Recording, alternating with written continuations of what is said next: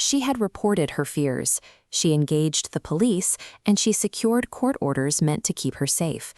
Yet, despite utilizing every legal protection available, 28-year-old Molly Ticehurst was murdered in her own home. Her home was in Forbes, New South Wales. It's a regional farming town where violent crime is historically rare, contrasting sharply with the brutality of what occurred on that quiet morning. Molly was deeply embedded in that community. As a child care educator, she was known as a caring, dedicated presence, maintaining close, constant ties to her family and a wide circle of friends.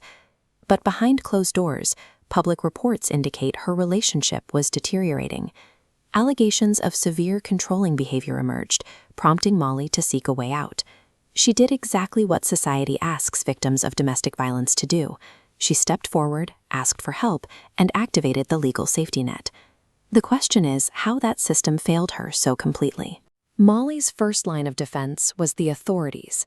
She filed formal reports with the police, detailing the accused's behavior and establishing a documented record of her situation. Those reports led directly to the courthouse. Magistrates issued formal protection orders designed to legally and physically separate the accused from Molly. This diagram represents how a domestic violence order functions. It draws a strict legal boundary, restricting communication and mandating that the accused maintain a specific physical distance from the victim.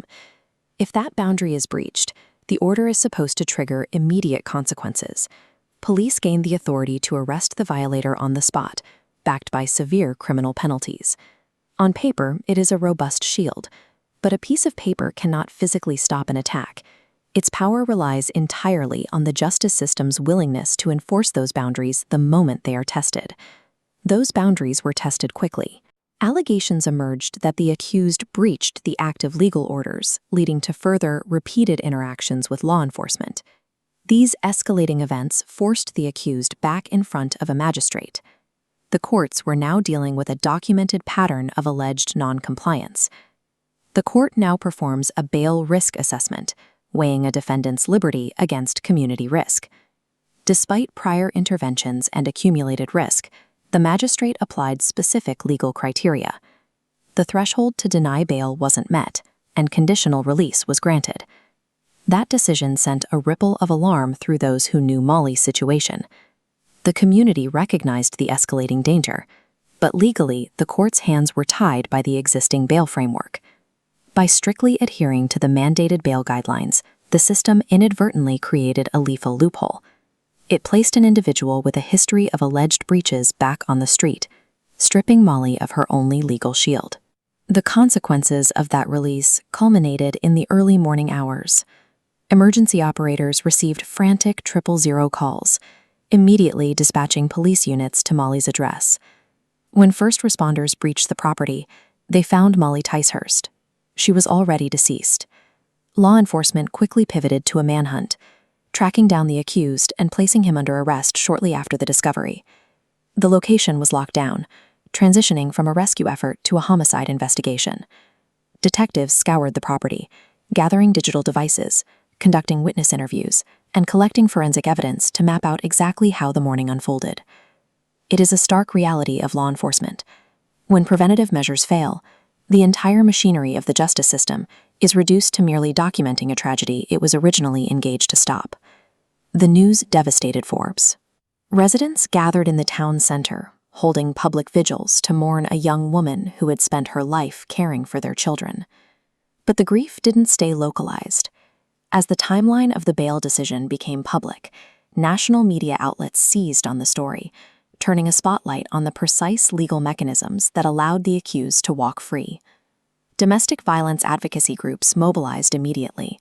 Thousands took to the streets in large-scale public protests, carrying signs that demanded an end to the procedural blind spots endangering women.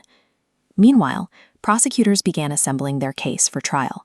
They took the exact timeline of those failed legal interventions and alleged breaches, using them to construct a methodical, evidence-based argument against the accused.